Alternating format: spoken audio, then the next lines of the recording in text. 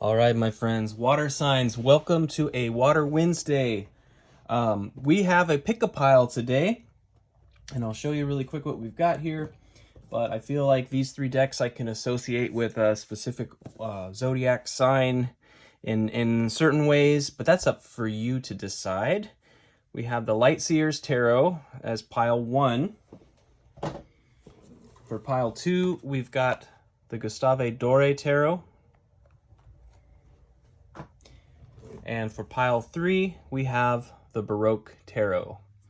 By the way, you can pick pile 1, pile 2, pile 3, or any combination. You can pick all three piles if you want to. That said, we'll go ahead and dive into it.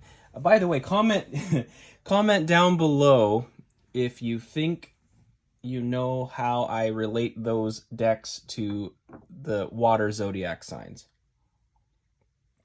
That would be a fun little game. Anyway, if you're so inclined. Anyway, let's get into it here. Thanks so much for being here, guys. It does mean the world to me, so especially after my hiatus, if you're sticking around, I appreciate it. So, let's get into it right now. We've got the Six of Cups. I think the whole deck is upside down. I don't know. Okay, Six of Cups.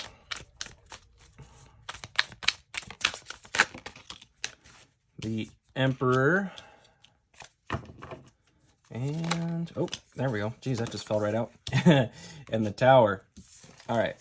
Six of Cups, the Emperor, and the Tower. Underlying is the Hermit. Okay. I think if you chose this pile, you may have been in a... Well, actually today, I believe, is the official end of Mercury retrograde. And maybe this Mercury retrograde was a bit of a serious one for you. I feel like there's a lot of energy of looking backwards, looking at some event in the past that was traumatic, that caused a lot of changes, but ultimately something that you're healing through, that's giving you a resolve here. I feel like this Hermit mode underlying the deck has a great deal to do with gaining insight and wisdom after a setback, after a trauma. Sometimes we have to isolate,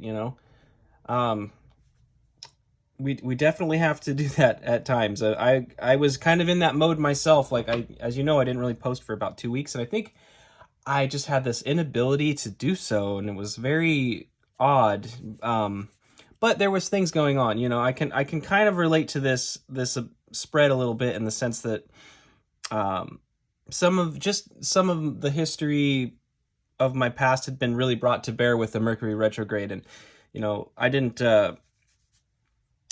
didn't have much to do with my past. I have nothing to do with my past other than memories, but it was there regardless. So there was some insight gained, some perspectives gained. And you may have gone through a similar process in this recent retrograde energy. It could be about an Aries, certainly. We have Aries here. We have Virgo here. But I do feel that more than that, especially given the way that I read, as you know, I tend to read with the idea that these cards are about you and not about other people, because I'm not really into the soap opera thing. But I feel like you're coming into this energy, stepping into this Emperor energy. This has been a time of great resilience. Going through this past energy, looking back, whatever it's been, has brought a significant amount of maturation into your life. And so it's bringing you into this Emperor energy, which is very powerful. It's getting you ready to make some big changes. And as a matter of fact, I could almost look at it this way, in a more linear sense, that this retrograde has brought you into this energy, and there's about to be some very rapid changes, some very positive changes. Because the Tower, when the Tower happens, the lightning strikes the Tower, knocks over part of the Tower, but the foundation is left intact. It's a refining process in our spiritual journey, and so something needed to be removed from your life. It may have been removed recently, but now it's like it can be a very positive thing, because that means that rapid positive changes can come into the fold as well. So I think that's great. I think that's super fantastic. I think we'll go ahead and move into the next pile. Yeah, I love that. Excellent. I believe we had Gustave Doré as pile 2. All right, so we'll go ahead and get into that. All right, pile 2. Comment below too if you like these pick-a-piles. I'm enjoying this way of reading a lot lately, so hopefully you're enjoying it as well. All right, kicking it off with the 10 of Cups. We've got the 4 of Wands. Oh boy. You know how if you've ever played like blackjack and you get 2 really high numbers, you don't quite have 21, but you've got like 20. These are like 2 of the happiest. These are beautifully happy cards. What's the 3rd card gonna be? Oh, I'm biting my nails. 5 of Wands. Okay. What's the underlying energy here? The Devil. Oh, I just knew it. As soon as I saw the 10 of Cups come out, I'm like, that's sort of pinnacle energy. But that's okay. You know what's not linear? Time. And these cards don't have to be linear either. Let's take a look at it. Underlying energy being the Devil. This is a sign of Capricorn primarily, but let's go ahead and look at this. It's attachment things. It's fixation on things. It can be over attachment to the physical reality, the 3D, maybe an overemphasis on the 3D, you know, on pleasure, but just about this reality we live. Sometimes it's really important to kind of transcend our 3D space and find the resilience in our mind to like detach from it, right? You know, there's a lot of Eastern philosophies that speak of detachment, and I think it's a very powerful thing. You discover very, very quickly that if you don't let things bother you in your head, which is not an easy feat, by the way, of course, it takes time. But when you have those moments where it doesn't really matter what's going on around you, you discover your power. So paradoxically, right? Because the Devil, classically, it was so, you know, he wanted the power, right? He was obsessed with the power. Paradoxically, not trying to control everything can bring about that power. So, 10 of Cups, 4 of Wands, 5 of Wands. Now, the 5 of Wands is about conflict. It's about, it can be about internal conflict, oftentimes. You could almost think of it as the 5 wand people like kind of fighting, right? But in this scene here, we have the angel wrestling with, Jacob, I believe. No. Who? Isaac? Anyway, one of the Old Testament patriarchs, you'll forgive me. I think it's Isaac. He gets his hit. Anyway, the angel of the Lord is fighting Isaac here and wrestling with him, right? And it's not a fight to the death by any stretch. It's a fight because in the story, Isaac, or we'll just call him Dude Bro. Dude Bro is basically insisting on a blessing, and he's wrestling all night long with the angel of the Lord. And it's a matter of will. Like I said, fighting for control over something, right? When you reach a point of surrender, you finally find a sense of empowerment.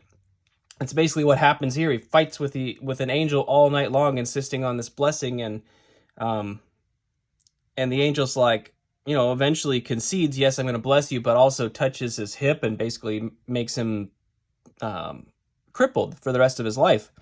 But persistence in the blessing did ultimately yield a blessing, but it came at a cost, right? So there's always a paradox of like, how hard are you going to push for something to, you know, to get what you want? Are you willing to sacrifice for what you want? Is it really worth it?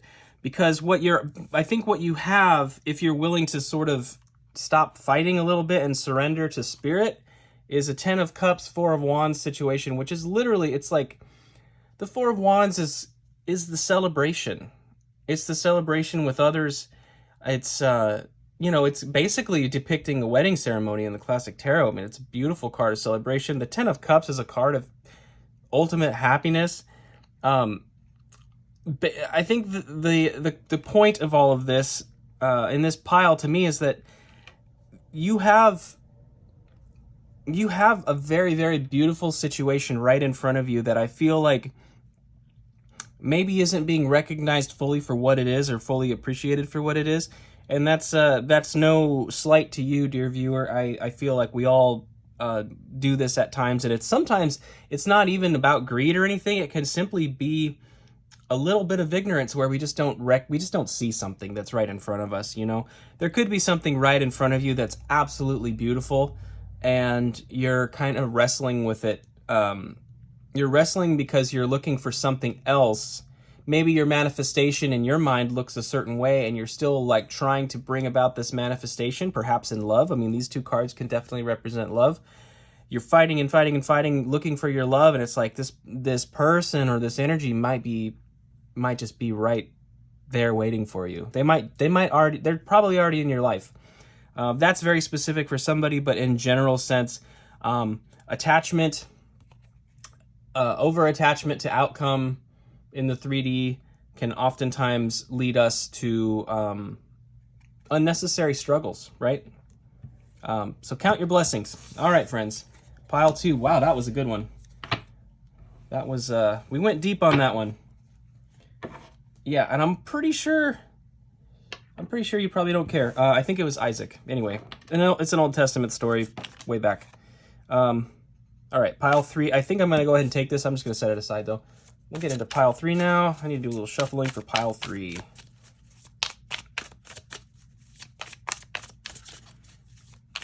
Yeah, some of that Bible stuff's getting a little fuzzy. It's been 10 years for me since I was in it. All right, we've got the High Priestess. We've got the King of Wands. We got the Four of Swords. Let's take out the underlying. 10 of Pentacles. Ooh, 10 of Pentacles underlying. Legacy. Legacy, ultimate happiness. Remember we were talking about the devil earlier and the emphasis on the material world, the overemphasis on the 3D. This is like the legacy manifesting in the 3D. About your health, about your wealth, about your family. Very, very happy card, certainly, but definitely pertains to the 3D. The King of Wands is known for persisting in their pursuit of what they want, not letting setbacks deter them from pursuing their passions, right? Very, very consistent with his passions, mastery over his passions, in fact. And you've got a bit of a paradoxical energy here. I feel like the King of Wands is sort of your energy in this spread. And in order to get what you want here, you're learning how to basically trust spirit, trust in your intuition, in your gut, and surrender a bit. I mean, obviously the High Priestess is a strong feminine energy, and the King of Wands is a strong masculine energy. So you're still asserting yourself towards your manifestation, but you're learning to do so through a very receptive way. The High Priestess, she has no roof over her head. She's out there, what would you call this? I'll just call it temple, because I don't know what to call it. I'm lost for words here. There's no roof, right? She's out in the elements, basically trusting spirit, trusting to be led by spirit. And the Four of Swords is kind of a similar energy in a sense of, manifesting from rest. There may have been a recent setback or disappointment regarding this issue, but you've sort of been able to come to the table here, maybe at your bedside, meditating or through prayer, where you are kind of surrendering a bit to spirit, right? It's been a kind of a theme, right? With pile 2 and pile 3, they seem to kind of go together a little bit. Actually, all three of them really go together. Shocker. Are you surprised? I'm not. I feel like there's a call to surrender here, and it brings about an energy, right? It brings about a more holistic and well-rounded energy within you, learning to surrender. Because one thing also that stands out to me is the King of Wands being fire and the Emperor being, it's Aries. That's also fire. The Emperor and the King of Wands have a very similar disposition in my mind. So yes, definitely something there. And it's a balance between fire and water, basically. The High Priestess is the moon, so it could be Pisces or Cancer. Kind of both. Most people say Pisces. However you like. What does it tell you? It could be just a part of your energy, right? And of course, we are reading for water here, so what does your instinct tell you here?